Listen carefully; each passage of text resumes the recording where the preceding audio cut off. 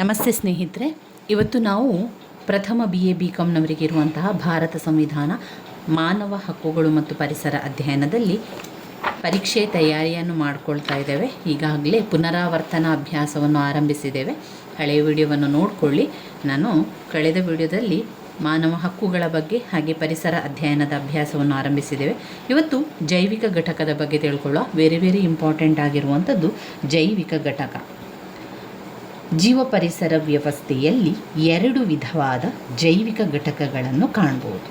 ಯಾವುದೆಲ್ಲ? ಎರಡು ವಿಧವಾದ ಜೈವಿಕ ಘಟಕ. ಒಂದು ಸ್ವಯಂ ಪೋಷಿತ ಉತ್ಪಾದಕ ಘಟಕ, ಎರಡು ಪರಪೋಷಿತ ಉತ್ಪಾದಕ ಘಟಕ. ಮೊದಲನೆಯದಾಗಿ ಸ್ವಯಂ ಪೋಷಿತ ಉತ್ಪಾದನಾ ಘಟಕ, ಎರಡನೆಯದು ಪರಪೋಷಿತ ಘಟಕ. ಸ್ವಯಂ ಪೋಷಿತ ಉತ್ಪಾದಕ ಘಟಕ ಆಟ್ರೋಟ್ರೋಫಿಕ್, ಅಂದರೆ ಸ್ವಯಂ ಪೋಷಿತವಾಗಿ ಇರುವಂಥದ್ದು. ಜೀವ ಪರಿಸರ ವ್ಯವಸ್ಥೆಯಲ್ಲಿ ತಮ್ಮ ಆಹಾರವನ್ನು ತಾವೇ ಉತ್ಪಾದಿಸಿಕೊಳ್ಳುವಂತಹ ಜೀವಿಗಳನ್ನು ಉತ್ಪಾದಕ ಜೀವಿಗಳು ಅಂತ ಕರೀತಾರೆ. ಅವುಗಳು ದ್ಯುತಿಸಂಶ್ಲೇಷಣೆ ಕ್ರಿಯೆಯ ಸಹಾಯದಿಂದ ಸೌರಶಕ್ತಿ ಮತ್ತು ಸಾಮಾನ್ಯ ನಿರವಯ ವಸ್ತುವನ್ನು ಉಪಯೋಗಿಸಿಕೊಂಡು ಸಂಕೀರ್ಣವಾದ ಅಂದರೆ ದೊಡ್ಡದಾದ ಆಹಾರ ಪದಾರ್ಥವನ್ನಾಗಿ ಅದನ್ನು ಮಾರ್ಪಡಿಸ್ತಾರೆ, ಬದಲಾವಣೆಯನ್ನು ಮಾಡಿಕೊಳ್ತಾರೆ. ಇನ್ನು ಪರಪೋಷಿತ ಘಟಕ ಎನ್ನುವಂಥದ್ದು ಸ್ವಯಂ ಘೋಷಿತವಾಗಿರುವಂಥದ್ದು, ಸ್ವಯಂ ಪೋಷಿತವಾಗಿರುವಂಥದ್ದು. ಇವುಗಳು ತಮ್ಮ ಆಹಾರದ ಅವಶ್ಯಕತೆಗಳಿಗಾಗಿ ಬೇರೆ ಜೀವಿಗಳನ್ನು ಅವಲಂಬಿಸ್ತದೆ. ಸತ್ತ ದೇಹಗಳನ್ನಾಧರಿಸಿ ಬದುಕಬಲ್ಲ ಜೀವಿಗಳಾಗಿವೆ. ಸ್ವಯಂ ಹಾಗೂ ಪರಪೋಷಿತ ಘಟಕಗಳ ನಡುವಿನ ಸಂಬಂಧ ಯಾವುದೇ ಜೀವ ಪರಿಸರ ವ್ಯವಸ್ಥೆ ಅಂದರೆ ಭೂಮಿಯ ಮೇಲೆ, ನೀರಿನಲ್ಲಿ ಅಥವಾ ಸಮುದ್ರದಲ್ಲಿ ಎಲ್ಲೆಡೆಯಲ್ಲೂ ಏಕರೂಪೀಯ ಗುಣವನ್ನು ಹೊಂದಿರುವಂಥದ್ದು. ಇಲ್ಲಿ ರಚನಾತ್ಮಕ ದೃಷ್ಟಿಕೋನವನ್ನಾಧರಿಸಿ ಮೂರು ಬಗೆಯ ಜೈವಿಕ ಘಟಕಗಳನ್ನಾಗಿ ವಿಂಗಡಿಸಬಹುದು. ಅವುಗಳು: ಒಂದು ಉತ್ಪಾದಕರು, ಎರಡು ಉಪಭೋಗಿಗಳು, ಮೂರು ಉತ್ಪಾದಕರು, ಉಪಭೋಗಿಗಳು ಹಾಗೆಯೇ ವಿಘಟಕರು ಎನ್ನುವ ಮೂರು ಪಾಯಿಂಟ್ಸ್ಗಳನ್ನು ಕಾಣ್ಬೋದು. ಮೊದಲನೇದಾಗಿ ಉತ್ಪಾದಕರು. ಉತ್ಪಾದಕರಲ್ಲಿ ಒಂದು 4 ಪಾಯಿಂಟ್ಸ್ಗಳಿದೆ. ಅದೇ ರೀತಿ ಉಪಭೋಗಿಗಳಲ್ಲಿ ಮತ್ತೆ 4 ಪಾಯಿಂಟ್ಸ್ಗಳಿದೆ. ಮತ್ತು ಕೊನೆಯದಾಗಿ ವಿಘಟಕರು.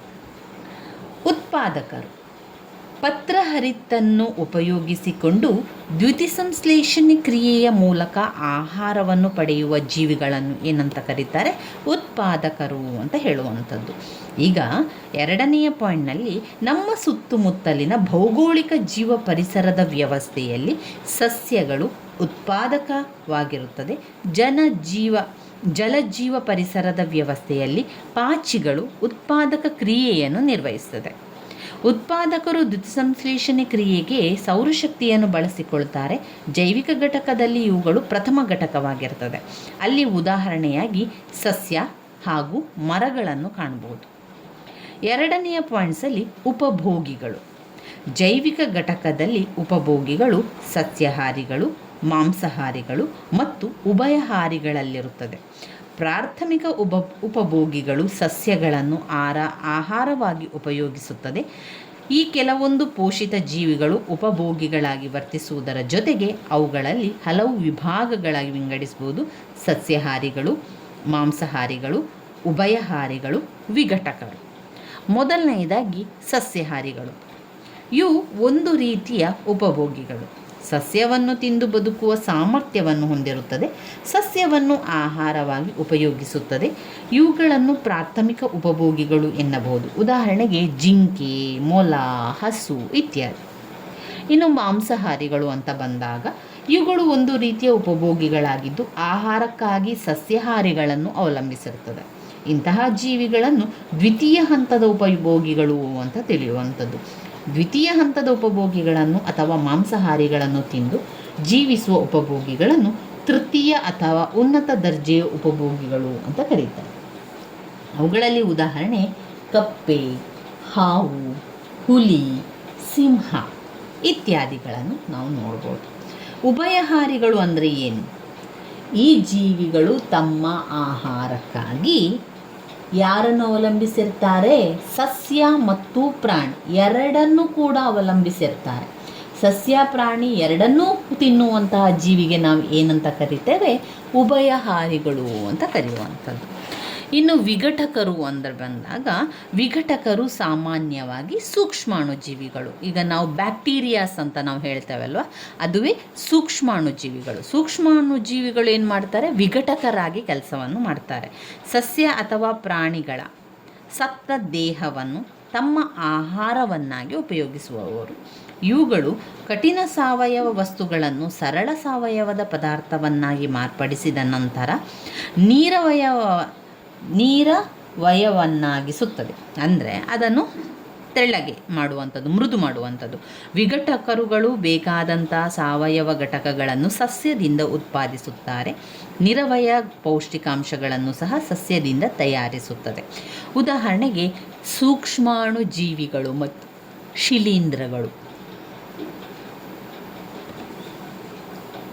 ಇವಿಷ್ಟು ನೀವು ಜೈವಿಕ ಘಟಕದಲ್ಲಿ ಬರಿಬೇಕಾಗಿರುವಂಥ ವಿಚಾರ. ಇನ್ನು ನಾವು ನೋಡೋದಾದರೆ ಇದರಲ್ಲಿ ಮುಂದಿನ ಘಟಕ ನೈಸರ್ಗಿಕ ಮತ್ತು ಜೈವಿಕ ಸಂಪನ್ಮೂಲಗಳು. ಅದರಲ್ಲಿ ಜೈವಿಕ ಸಂಪನ್ಮೂಲಗಳ ಬಗ್ಗೆ ಕೇಳಿದ್ದಾರೆ. ಮೊದಲಿಗೆ ನಾವು ನೈಸರ್ಗಿಕ ಸಂಪನ್ಮೂಲಗಳು ಯಾವುದಿದೆ ಅಂತ ತಿಳ್ಕೊಳ್ಳುವ. ಯಾವುದೆಲ್ಲ ನೈಸರ್ಗಿಕ ಸಂಪನ್ಮೂಲಗಳು? ಈಗ ಸಂಪನ್ಮೂಲಗಳು ಅಂತ ಬಂದಾಗ ನಿಮಗೆಲ್ರಿಗೂ ಕೂಡ ಗೊತ್ತಿರುವಂತೆ ಅದು ನವೀಕರಿಸಬಲ್ಲ ಸಂಪನ್ಮೂಲಗಳು ಮತ್ತು ನವೀಕರಿಸಲಾಗದ ಸಂಪನ್ಮೂಲಗಳು. ಅಂದರೆ ಕೆಲವೊಂದನ್ನು ಮತ್ತೆ ಮತ್ತೆ ಬಳಸಿಕೊಳ್ಬಹುದಾದಂತಹ ಸಂಪನ್ಮೂಲ, ಕೆಲವೊಂದು ಒಂದು ಬಾರಿ ಮಾತ್ರ ಬಳಸಲಿಕ್ಕೆ ಸಾಧ್ಯ, ಅದನ್ನು ಮತ್ತೆ ಮತ್ತೆ ಬಳಸಲಿಕ್ಕೆ ಸಾಧ್ಯ ಇಲ್ಲ. ಇವುಗಳನ್ನು ನಾವೇನು ಹೇಳ್ತೇವೆ? ನವೀಕರಿಸಲಾಗದ ಸಂಪನ್ಮೂಲಗಳು ಅಂತ ಹೇಳ್ತೇವೆ. ನವೀಕರಿಸಬಲ್ಲ ಸಂಪನ್ಮೂಲಗಳಲ್ಲಿ ನಾವು ಮತ್ತೆ ಮತ್ತೆ ಅದನ್ನು ಬಳಸುವಂಥದ್ದು.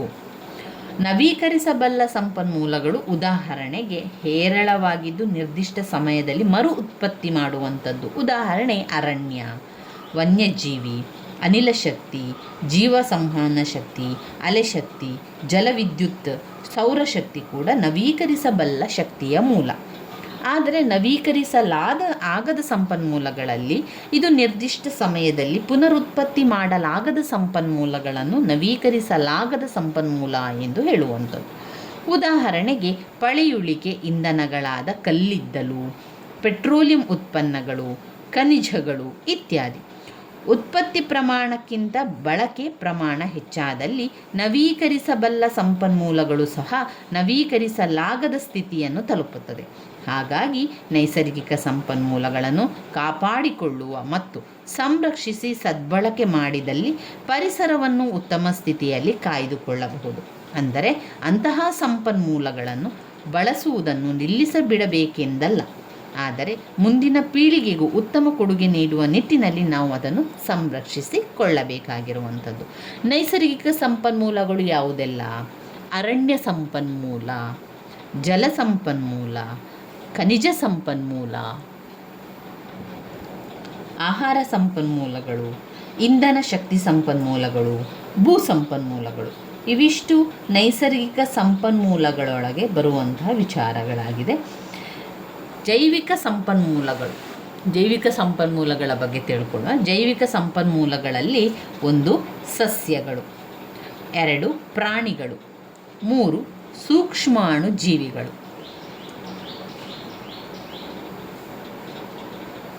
ಸಸ್ಯಗಳು, ಪ್ರಾಣಿಗಳು, ಸೂಕ್ಷ್ಮಾಣು ಜೀವಿಗಳು ಜೈವಿಕ ಸಂಪನ್ಮೂಲಗಳಲ್ಲಿ ಬರ್ತದೆ. ನಮ್ಮ ಭೂಮಿಯ ಮೇಲೆ ಅನೇಕ ನೈಸರ್ಗಿಕ ಸಂಪನ್ಮೂಲಗಳಿವೆ. ಇವುಗಳು ನಿಸರ್ಗದತ್ತವಾಗಿ ಮಾನವನು ಉಪಯೋಗಿಸಬಲ್ಲ ಸಂಪನ್ಮೂಲಗಳಾಗಿವೆ. ಸಜೀವಿಗಳನ್ನು ಸಹ ಸಂಪನ್ಮೂಲಗಳೆಂದು ಕರೆಯಬಹುದು. ಸಸ್ಯಗಳು, ಪ್ರಾಣಿಗಳು, ಸೂಕ್ಷ್ಮಾಣು ಜೀವಿಗಳನ್ನು ಜೈವಿಕ ಸಂಪನ್ಮೂಲಗಳು ಅಂತ ಕರೆಯುವಂಥದ್ದು. ಭೂಮಿಯ ಮೇಲೆ ಜೀವ ವೈವಿಧ್ಯತೆ ಹೆಚ್ಚಾಗಿರುವುದರಿಂದ ಜೈವಿಕ ಮತ್ತು ಅಜೈವಿಕ ಅಂಶಗಳ ಸಂಪರ್ಕ ಮತ್ತು ಸಂಬಂಧವು ಹೆಚ್ಚಿದೆ. ಜೈವಿಕ ಸಂಪನ್ಮೂಲಗಳನ್ನು ಯಾವ ರೀತಿಯಾಗಿ ನಾವು ವಿಂಗಡಿಸ್ಬೋದು? ಮೊದಲಾಗಿ ಸಸ್ಯಗಳ ಬಗ್ಗೆ ನೋಡುವುದಾದರೆ, ಸಸ್ಯಗಳು ಉಪಯುಕ್ತವಾದಂತಹ ಒಂದು ಸಂಪನ್ಮೂಲ. ನಮ್ಮ ಈ ಒಂದು ಜೀವ ಪರಿಸರ ವ್ಯವಸ್ಥೆಯಲ್ಲಿ ಇದು ಸಸ್ಯಗಳು ಎನ್ನುವಂಥದ್ದು ಉತ್ಪಾದಕರ ಗುಂಪಿಗೆ ಸೇರ್ತದೆ. ಸಸ್ಯಗಳಲ್ಲಿ ಅನೇಕ ವಿಧದಲ್ಲಿ ಬೇರೆ ಬೇರೆ ರೀತಿಯ ಸಸ್ಯಗಳನ್ನು ಕಾಣ್ಬೋದು. ಮುಖ್ಯವಾಗಿ ಅವುಗಳಲ್ಲಿ ಹೂ ಬಿಡುವ ಸಸ್ಯಗಳು, ಹೂ ಬಿಡದ ಸಸ್ಯಗಳು, ಇದೆಲ್ಲ ಕೂಡ ವಿಂಗಡಣೆ ಆಗ್ತಾ ಹೋಗ್ತದೆ. ಹೂ ಬಿಡುವ ಸಸ್ಯಗಳ ಗುಂಪಿಗೆ ನಾವು ನೋಡಿದರೆ ಜಿಮ್ನೋಸ್ಪರ್ಮ್ ಮತ್ತು ಜಿಯೋಸ್ಪರ್ಮ್ಗಳು ಕಂಡುಬರುತ್ತದೆ. ಹಾಗೂ ಎಲ್ಲ ಸಸ್ಯಗಳು ತಮ್ಮ ಆಹಾರವನ್ನು ತಾವೇ ತಯಾರಿಸಿಕೊಳ್ಳುವ ಸಾಮರ್ಥ್ಯ ಕೂಡ ಇರ್ತದೆ. ಹೂ ಬಿಡದ ಸಸ್ಯಗಳು ಅಂತ ಹೇಳಿದರೆ ಹೂಗಳು ಮತ್ತು ಬೀಜಗಳನ್ನು ಉತ್ಪಾದಿಸಲಾಗದ ಸಸ್ಯಗಳು ಅಂತ ಅರ್ಥ. ಉದಾಹರಣೆಗೆ ಪಾಚಿಗಳು, ಶಿಲೀಂಧ್ರಗಳು, ಬಯೋಫೈಟ್, ಆಮೇಲೆ ಲೆಕೈನ್ಗಳು, ಪಾಚಿ ಸಸ್ಯಗಳು, ಏಕಕೋಶ ಅಥವಾ ಬಹುಕೋಶ ಜೀವಿಗಳು. ಅದು ಸರಳ ದೇಹ ರಚನೆಯಿಂದ ಮಾಡಲ್ಪಟ್ಟಿರ್ತದೆ. ಶಿಲೀಂಧ್ರಗಳು ಸಹ ಸೂಕ್ಷ್ಮ ಬಹುಕೋಶ ಸಸ್ಯಗಳಾಗಿದ್ದೇ ತಮ್ಮ ಆಹಾರವನ್ನು ತಾವೇ ತಯಾರಿಸಿಕೊಳ್ಳುವಂಥ ಸಾಮರ್ಥ್ಯ ಅವರಿಗೆ ಹೊಂದಿರುವುದಿಲ್ಲ. ಅವು ಪರಾವಲಂಬಿಗಳಾಗಿರ್ತದೆ ಅಥವಾ ಕೊಳೆಯುತ್ತಿರುವ ಸಾವಯವ ಪದಾರ್ಥಗಳನ್ನು ಆಹಾರವನ್ನಾಗಿ ಬಳಸಿಕೊಳ್ತಾರೆ. ಉದಾಹರಣೆಗೆ ಅಣಬೆಗಳು, ಬ್ರಯೋಫೈಟ್ ಸಸ್ಯಗಳ ಗುಂಪು ಬಹುಕೋಶೀಯ ಸಂಕೀರ್ಣ ಜೀವಿಗಳಾಗಿದ್ದು ಸಸ್ಯ ಸಮೂಹದ ಉಭಯವಾಸಿಗಳೆಂದು ಹೆಸರುವಾಸಿ.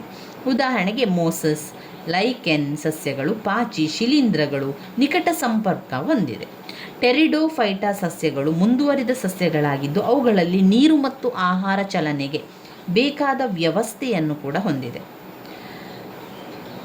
ಜಿಮ್ನೋಸ್ಪರ್ಮ್ಗಳಲ್ಲಿ ಬೀಜಗಳು ತೆರೆದ ಬೀಜಗಳಾಗಿದ್ದು ಯಾವುದೇ ರೀತಿಯ ಹೊದಿಕೆ ಅವುಗಳ ಮೇಲಿರುವುದಿಲ್ಲ. ಫೈನಸ್ ಸಸ್ಯಗಳು ಎಂಜಿಯೋಸ್ಪರ್ಮ್ಗಳು ಹೂ ಮತ್ತು ಬೀಜ ಬಿಡುವ ಸಸ್ಯಗಳಾಗಿದ್ದು ಆವೃತ ಬೀಜಗಳಾಗಿರುತ್ತದೆ. ತೆಂಗಿನಕಾಯಿ, ಕಡಲೆ ಬೀಜ. ಸಸ್ಯಗಳು ಮಾನವನಿಗೆ ನಿತ್ಯ ಬಳಕೆಯಲ್ಲಿ ಬಹಳಷ್ಟು ಉಪಯೋಗಗಳಾಗಿದ್ದು ಅವುಗಳ ಉಪಯೋಗಗಳನ್ನು ನಾವು ನೋಡಿದರೆ 20ಕ್ಕೂ ಹೆಚ್ಚು ಪ್ರಭೇದದ ಸಸ್ಯಗಳನ್ನು ಮಾನವ ತನ್ನ ಆಹಾರದಲ್ಲಿ ಉಪಯೋಗಿಸುತ್ತಾನೆ. 20,000ಕ್ಕೂ ಹೆಚ್ಚು ಪ್ರಭೇದದ ಸಸ್ಯಗಳು, 20,000. ಈ ಸಸ್ಯಗಳು ವಿಶ್ವದಲ್ಲಿ ಎಲ್ಲ ಭಾಗದಲ್ಲಿ ಬೆಳೆಯುವ ಸಾಮರ್ಥ್ಯ ಕೂಡ ಹೊಂದಿದೆ. ಹಲವಾರು ಸಸ್ಯಗಳು ಔಷಧೀಯ ಗುಣ ಅದಕ್ಕೆ ಇರ್ತದೆ. ಇನ್ನು ಕೆಲವು ಸಸ್ಯಗಳು ಸುವಾಸನೆಯಿಂದ ಕೂಡಿರ್ತದೆ. ಸಸ್ಯಗಳು ಬಟ್ಟೆ, ಹಗ್ಗ, ಪೇಪರ್ ತಯಾರಿಕೆ ಬೇಕಾದ ನಾರನ್ನು ಒದಗಿಸುತ್ತದೆ. ಸಸ್ಯಗಳನ್ನು ಬಣ್ಣ ಹಾಗೂ ಕೀಲೆಣ್ಣೆ ತಯಾರಿಕೆಗೆ ಕಚ್ಚಾ ವಸ್ತುವಾಗಿ ಬಳಸ್ತಾರೆ. ಸಸ್ಯಗಳು ಹಲವಾರು ಜೀವಿಗಳಿಗೆ ವಾಸಸ್ಥಾನ ಕೂಡ ಆಗಿದೆ. ಸಸ್ಯಗಳು ಮಣ್ಣಿನ ಸವೆತವನ್ನು ತಡೆಗಟ್ಟುತ್ತದೆ. ಇವುಗಳು ಅಂತರ್ಜಲ ಮಟ್ಟವನ್ನು ಹೆಚ್ಚಿಸುತ್ತದೆ. ಸಸ್ಯಗಳು ತಮ್ಮ ವೈವಿಧ್ಯತೆಯಿಂದ ಭೂಮಿಯ ಸೌಂದರ್ಯವನ್ನು ಹೆಚ್ಚಿಸುತ್ತದೆ. ಇನ್ನು ಪ್ರಾಣಿಗಳು ನೋಡಿದರೆ ಪ್ರಾಣಿಗಳು ಜೀವಿಗಳಲ್ಲಿ ಪ್ರಮುಖ ಬಹುಕೋಶ ಹಾಗೂ ಯುಕ್ಯಾರಿಯೋಟಿಕ್ ಜೀವಿಗಳಾಗಿದ್ದು ಅವುಗಳ ದೇಹದ ಆಕಾರ ನಿರ್ದಿಷ್ಟವಾಗಿದ್ದು ಬೆಳವಣಿಗೆಗೆ ತಕ್ಕಂತೆ ಬದಲಾಗುತ್ತಾ ಹೋಗ್ತದೆ. ಹೆಚ್ಚಿನ ಪ್ರಾಣಿಗಳು ಚಲಿಸುವಂತಿದ್ದು ತನ್ನ ಮನ ಬಂದಂತೆ ತಕ್ಷಣ ಪ್ರತಿಕ್ರಿಯಿಸುವ ಶಕ್ತಿಯನ್ನು ಕೂಡ ಹೊಂದಿರುತ್ತದೆ. ಎಲ್ಲ ಪ್ರಾಣಿಗಳು ತಮ್ಮ ಆಹಾರಕ್ಕಾಗಿ ಬೇರೆಯ ಜೀವಿಗಳನ್ನು ಅವಲಂಬಿಸಿರ್ತದೆ. ಪ್ರಾಣಿ ಪ್ರಪಂಚವನ್ನು ಹಲವಾರು ಗುಂಪುಗಳಾಗಿ ವಿಂಗಡಿಸಬಹುದು. ಅವುಗಳಲ್ಲಿ ಮುಖ್ಯವಾದ 2 ಗುಂಪುಗಳು ಅಂತ ಹೇಳಿದರೆ ಬೆನ್ನೆಲುಬು ಇರುವಂತಹ ಗುಂಪು ಪ್ರಾಣಿಗಳು ಮತ್ತು ಬೆನ್ನೆಲುಬು ಇಲ್ಲದಂಥದ್ದು. ಬೆನ್ನೆಲುಬು ಇರುವಂತಹ ಪ್ರಾಣಿಗೆ ಏನಂತ ಕರಿತೇವೆ ನಾವು? ಕಶೇರುಕ ಅಂತ ಕರಿತೇವೆ.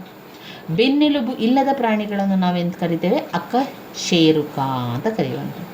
ಪ್ರಾಣಿಗಳು ಅಂದೊಡನೆ ನಮ್ಮ ಮನಸ್ಸಿಗೆ ಬರುವಂತಹದ್ದು ಬೆಕ್ಕು, ನಾಯಿ, ಇಲಿ, ಹುಲಿ, ಹೀಗೆ ಅನೇಕ ಪ್ರಾಣಿಗಳು. ಅಂದರೆ ಒಟ್ಟು 8 ಲಕ್ಷ ಪ್ರಕಾರಗಳಲ್ಲಿ ಗುರುತಿಸಲಾಗಿರುವಂತಹ ಈ ಪ್ರಾಣಿಗಳು ಜೀವಿಗಳನ್ನು ವೈಜ್ಞಾನಿಕವಾಗಿ ವಿಂಗಡಿಸುವುದನ್ನು ವರ್ಗೀಕರಣ ವಿಜ್ಞಾನ ಅಂತ ಹೇಳುವಂಥದ್ದು. ಜೀವಿಗಳನ್ನು ಗುರುತಿಸಲು ಪ್ರತಿ ಪ್ರಾಣಿಗಳನ್ನು ಈ ಕೆಳಗಂಟೆ ವರ್ಗೀಕರಿಸಬಹುದು. ಪ್ರಾಣಿ ರಾಜ್ಯ, ಫೈಲಮ್ ವರ್ಗ, ಆರ್ಡರ್ ಕುಟುಂಬ, ಜೀನಸ್ ಪ್ರಭೇದ. ಬಹುಮುಖ್ಯವಾಗಿ ಹಾಗೂ ಸಾಮಾನ್ಯವಾಗಿ ಅಧ್ಯಯನ ಮಾಡುವಂತಹ ಫೈಲಾಗಳು ಪ್ರೊಟೋಜೋವಾ, ಫೋರಿಫೆರಾ, ನಿಡೇರಿಯಾ, ಸಿಲೆಂಟರೇಟಾ, ಪ್ಲಾಟಿಹೆಲ್ಮಿಂಥಿಸ್, ಆಸ್ಕೆಲ್ ಮಿಂಥಿಸ್, ಈ ರೀತಿಯಾಗಿ ಅನೇಕ ಹೆಸರುಗಳಿಂದ ಕೂಡಿದೆ. ಅವುಗಳನ್ನು ಸ್ವಲ್ಪ ಬರೆದ್ರೆ ಸಾಕು. ಪ್ರಾಣಿಗಳು ಸಹ ಜೈವಿಕ ಸಂಪನ್ಮೂಲಗಳಾಗಿದ್ದು ಇವುಗಳಿಂದಾಗುವಂತಹ ಉಪಯೋಗಗಳು ಅಂತ ಹೇಳಿದರೆ ಮನುಷ್ಯನು ಪ್ರಾಣಿಗಳನ್ನು ಆಹಾರಕ್ಕಾಗಿ ಉಪಯೋಗಿಸ್ತಾನೆ. ಕೆಲವು ಪ್ರಾಣಿಗಳ ಚರ್ಮ ಮತ್ತು ಕೂದಲಿನಿಂದ ಕೈಚೀಲಗಳು, ಚಪ್ಪಲಿಗಳು, ಅಲಂಕಾರಿಕ ವಸ್ತುಗಳನ್ನು ಕೂಡ ತಯಾರಿಸ್ತಾರೆ. ಪ್ರಾಣಿಜನ್ಯ ವಸ್ತುಗಳಾದಂತಹ ಮೊಟ್ಟೆ ಹಾಗೂ ಹಾಲನ್ನು ಮನುಷ್ಯನು ಉಪಯೋಗಿಸ್ತಾನೆ, ಸಂಶೋಧನೆಗೂ ಕೂಡ ಬಳಸ್ತಾನೆ. ಸಸ್ಯಗಳಂತೆ ಪ್ರಾಣಿಗಳಿಗೂ ಸಹ ಭೂಮಿಯ ಸೌಂದರ್ಯವನ್ನು ಹೆಚ್ಚಿಸುತ್ತದೆ. ಸಸ್ಯಗಳ ಬೀಜಗಳನ್ನು ಒಂದೆಡೆಯಿಂದ ಮತ್ತೊಂದೆಡೆಗೆ ಪ್ರಸರಣಗೊಳ್ಳಲು ಸಹಾಯ ಮಾಡುತ್ತದೆ. ಪರಿಸರದಲ್ಲಿ ಜೀವ ಪರಿಸರ ವ್ಯವಸ್ಥೆಯ ಸಮತೋಲನ ಕಾಪಾಡಿಕೊಳ್ಳುತ್ತದೆ. ಇನ್ನು ಬರುವಂಥದ್ದು ಸೂಕ್ಷ್ಮಾಣುಜೀವಿಗಳು. ಸೂಕ್ಷ್ಮಾಣುಜೀವಿಗಳು ಏಕಕೋಶ ಜೀವಿಗಳಾಗಿದ್ದು ಸೂಕ್ಷ್ಮದರ್ಶಕ ಯಂತ್ರದಲ್ಲಿ ಮಾತ್ರ ಅದನ್ನು ಕಾಣ್ಬೋದು. ಅವುಗಳು ವೈರಸ್, ಶಿಲೀಂಧ್ರ, ಬ್ಯಾಕ್ಟೀರಿಯಾಗಳಾಗಿ ಎಲ್ಲೆಡೆ ಅದು ಹರಡ್ತದೆ. ಈ ಜೀವಿಗಳು ಎಲ್ಲ ಸಸ್ಯ ಹಾಗೂ ಪ್ರಾಣಿಗಳನ್ನು ಕೂಡ ಕಂಡುಬರ್ತದೆ. ಸೂಕ್ಷ್ಮಾಣು ಜೀವಿಗಳು ವೈವಿಧ್ಯತೆ ಹೊಂದಿದ್ದು ಅವುಗಳನ್ನು ಬ್ಯಾಕ್ಟೀರಿಯಾ, ಫಂಗೈ, ಅರ್ಯಾಕಿಯಾ, ಪ್ರೊಟಿಸ್ಟ್, ಸೂಕ್ಷ್ಮವಾದ ಸಸ್ಯಗಳು ಮತ್ತು ಪ್ರಾಣಿಜೀವಿಗಳಾದ ಪ್ಲನೇರಿಯಾಗಳೆಂದು ಹೆಸರಿಸಬಹುದು. ಸೂಕ್ಷ್ಮಾಣುಜೀವಿಗಳನ್ನು ಪರಿಸರದ ಎಲ್ಲ ವಾತಾವರಣದಲ್ಲಿ ಅಂದರೆ ನೀರಿನಲ್ಲಿ, ಮಣ್ಣಿನಲ್ಲಿ, ಗಾಳಿಯಲ್ಲಿ, ಬಿಸಿ ನೀರಿನ ಬುಗ್ಗೆಗಳಲ್ಲಿ, ಸಮುದ್ರದ ತಳದಲ್ಲಿ, ಕಲ್ಲಿನ ಒಳಭಾಗದಲ್ಲಿ, ಭೂಮಿಯ ಒಳಭಾಗದಲ್ಲೂ ಕೂಡ ಅದನ್ನು ಕಾಣ್ಬೋದು. ಪರಿಸರದಲ್ಲಿ ಅವುಗಳ ಪೋಷಕಾಂಶಗಳನ್ನು ಮರುಬಳಕೆಯಾಗದಂತೆ ಮಾಡುವ ವಿಘಟಕರು. ಕೆಲವು ಸೂಕ್ಷ್ಮಾಣುಜೀವಿಗಳು ಸಸ್ಯಗಳಲ್ಲಿ ಸಾರಜನಕವನ್ನು ಅಳವಡಿಸಿ ಸಾರಜನಕ ಚಕ್ರದಲ್ಲಿ ಮುಖ್ಯ ಪಾತ್ರ ವಹಿಸುತ್ತದೆ. ಇತ್ತೀಚಿನ ವರದಿಗಳ ಪ್ರಕಾರ ಹಲವು ಅನಿಲ ಸೂಕ್ಷ್ಮಾಣುಗಳು ವಾತಾವರಣದಲ್ಲಿ ಮಳೆ ಬರಲು ಸಹಕರಿಸುತ್ತದೆ. ಅವುಗಳು ಕೂಡ ನಾವು ಕಾಣ್ಬೋದು. ಅದು ಯಾವುದೆಲ್ಲ ರೀತಿಯ ಸೂಕ್ಷ್ಮಾಣುಜೀವಿಗಳು? ಬ್ಯಾಕ್ಟೀರಿಯಾ, ಶಿಲೀಂಧ್ರಗಳು, ಪಾಚಿಗಳು, ಪ್ರೋಟೋಜೋಮನ್, ವೈರಸ್, ಇವುಗಳೆಲ್ಲ ಇದರಲ್ಲಿ ಬರ್ತದೆ. ಬ್ಯಾಕ್ಟೀರಿಯಾ ಈ ಏಕಕೋಶ ಜೀವಿಗಳಾಗಿದ್ದು ಈ ಒಂದು ಏಕಕೋಶ ಜೀವಿ ಆಹಾರವನ್ನು ತಾವೇ ತಯಾರಿಸಿಕೊಳ್ಳುವುದರ ಜೊತೆಯಲ್ಲಿ ಪರಾವಲಂಬಿಯಾಗಿಯೂ ಕೂಡ ಜೀವಿಸ್ತದೆ. ಬ್ಯಾಕ್ಟೀರಿಯಾಗಳನ್ನು ರಚನೆಗಳನ್ನಾಧರಿಸಿ 3 ಭಾಗಗಳಾಗಿ ವಿಂಗಡಿಸಬಹುದು. ಅವುಗಳು ಅಂತ ಹೇಳಿದರೆ ಸರಳಾಕಾರದ್ದು, ವಿರಾಮಾಕಾರದ್ದು, ಆಮೇಲೆ ಸುತ್ತುವರೆದ ಆಕಾರದ್ದು. ಇವುಗಳು ವಿಭಜನೆ ಮೂಲಕ ಹೆಚ್ಚಿನ ಸಂಖ್ಯೆಯಾಗುವುದರ ಜೊತೆಯಲ್ಲಿ ರೋಗ ನಿರೋಧಕ ಉಪಯೋಗಿಸಿದಾಗ ಸಾಯುತ್ತದೆ.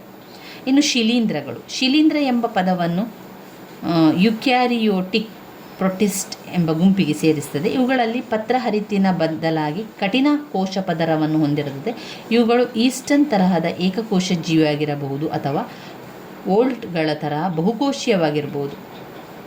ಲೈಂಗಿಕ ಅಂಕುರ ಬೀಜಗಳ ಆಧಾರದ ಮೇಲೆ ವರ್ಗೀಕರಿಸಬಹುದು. ಶಿಲೀಂಧ್ರಗಳು ಸಾಮಾನ್ಯವಾಗಿ ವಿಘಟಕರಾಗಿದ್ದು ಬೇರೆ ಜೀವಿಗಳಿಗೆ ರೋಗನಿರೋಧಕ ಶಕ್ತಿ ಇಲ್ಲದಿರುವಾಗ ರೋಗವನ್ನು ಹರಡುತ್ತದೆ. ಇವುಗಳು ಗಾಳಿಯ ಮೂಲಕ ಅಥವಾ ನೇರ ಸ್ಪರ್ಶದ ಮೂಲಕ ಪಸರಿಸುತ್ತದೆ. ಇನ್ನು ಪಾಚಿಗಳು ಸಹ ಏಕ ಅಥವಾ ಬಹುಕೋಶೀಯ ಜೀವಿಯಾಗಿದ್ದು ಏಕಕೋಶೀಯ ಜೀವಿಗಳು ಮಾತ್ರ ರೋಗ ಹರಡುತ್ತದೆ. ಇವುಗಳು ನಿರ್ಲಿಂಗ ರೀತಿಯ ಸಂತಾನಾಭಿವೃದ್ಧಿ ಮೂಲಕ ಬೆಳವಣಿಗೆಗೊಂಡು ಎಂದು ಸಿಹಿ ನೀರು, ಉಪ್ಪು ನೀರು, ಮಣ್ಣಿನಲ್ಲಿ ಇತರ ಸಸ್ಯಗಳಿಗೂ ಕೂಡ ಅಂಟಿರುತ್ತದೆ. ಇನ್ನು ಪ್ರೋಟೋಜೋವನ್. ಇವುಗಳು ಏಕಕೋಶೀಯ ಯುಕ್ಯಾರಿಯೋಟಿಕ್ ಜೀವಿಗಳಾಗಿ ಸ್ವತಂತ್ರವಾಗಿ ಪರಾವಲಂಬಿಯ ಬದುಕನ್ನು ನಡೆಸುತ್ತದೆ. ಇವುಗಳು ಚಲನೆಗೆ ಮಿಥ್ಯಪಾದ, ನುಣುಪಾದ ಕೂದಲು ಅಥವಾ ಚಟುವಟಿಕೆಯಾಕಾರದ ರಚನೆಯನ್ನು ಒಳಗೊಳ್ಳುತ್ತದೆ. ಇನ್ನು ವೈರಸ್ ಎನ್ನುವಂಥದ್ದು ಈ ಜೀವಿಗಳ ರಚನೆ ಸರಳವಾಗಿದ್ದು ಒಂದು ನ್ಯೂಕ್ಲಿಕ್ ಆ್ಯಸಿಡ್ನೊಂದಿಗೆ ಪ್ರೋಟೀನ್ ಪದರದಿಂದ ಸುತ್ತುವರಿದಿರುತ್ತದೆ. ಇವುಗಳು ತುಂಬ ಸೂಕ್ಷ್ಮವಾಗಿದ್ದು ಎಲೆಕ್ಟ್ರಾನಿಕ್ ಸೂಕ್ಷ್ಮದರ್ಶಕ ಯಂತ್ರದಿಂದ ಮಾತ್ರ ಅವುಗಳನ್ನು ನೋಡಲಿಕ್ಕೆ ಸಾಧ್ಯ. ಇವಿಷ್ಟು ನಮಗೆ ಜೈವಿಕ ಸಂಪನ್ಮೂಲಗಳ ಬಗ್ಗೆ ನಾವು ಬರಿತಾ ಹೋಗಬೇಕಾಗಿರುವಂಥದ್ದು. ಇನ್ನು ಇದರಲ್ಲಿ ಓದಬೇಕಾಗಿರುವಂಥದ್ದು ಸಾಮಾಜಿಕ ಸಮಸ್ಯೆಗಳು ಏನು ಅವುಗಳಲ್ಲಿ ಓದ್ಕೊಳ್ಬೇಕು. ಅದಾದ ನಂತರ ವೆರಿ ಇಂಪಾರ್ಟೆಂಟ್ ಆಗಿರುವಂತಹ ಒಂದು ಪ್ರಶ್ನೆ, ಪರಿಸರ ಮಾಲಿನ್ಯದ ವಿಧಗಳು, ಅದರ ಮೂಲಗಳು, ಪರಿಣಾಮ, ನಿಯಂತ್ರಿಸುವಂಥ ವಿಧಾನ. ವೆರಿ ಇಂಪಾರ್ಟೆಂಟ್ ಆಗಿರುವಂತಹ ಒಂದು ಭಾಗ ಆಗಿದೆ. ಅದರಲ್ಲಿ ಅವರು ಪ್ರತ್ಯೇಕವಾಗಿ ಇದು 10 ಅಂಕಕ್ಕೆ, ಇದು 10 ಅಂಕಕ್ಕೆ, ಇದು 10 ಅಂಕ, ಇದು 10 ಅಂಕಕ್ಕೂ ಕೂಡ ಕೇಳ್ತಾರೆ. ಜೊತೆಯಾಗಿ ಕೂಡ 10 ಅಂಕಕ್ಕೆ ಕೇಳುವಂಥದ್ದು. ನಮಗೆ ಈ ಒಂದು ICHR ವಿಷಯದಲ್ಲಿ 10 ಅಂಕದ ಪ್ರಶ್ನೆಗಳು ಮಾತ್ರ ಇರೋದರಿಂದ ಅವರು ಎಲ್ಲವನ್ನು ಕೂಡ 10 ಅಂಕಕ್ಕೆ ಕೇಳ್ತಾರೆ. ಇದನ್ನು ನಾವು ಮುಂದಿನ ವಿಡಿಯೋದಲ್ಲಿ ತಿಳ್ಕೊಳ್ಳುವ ಸ್ನೇಹಿತರೆ. ನನ್ನ ವಿಡಿಯೋಸ್ ಎಲ್ಲ ನಿಮಗೆ ಇಷ್ಟ ಆಗ್ತಾ ಇದ್ದರೆ ಲೈಕ್ ಕೊಡಿ, ಶೇರ್ ಮಾಡಿ, ಹಾಗೆ ಸಬ್ಸ್ಕ್ರೈಬ್ ಮಾಡಲಿಕ್ಕೆ ಮರಿಬೇಡಿ. ಧನ್ಯವಾದಗಳು.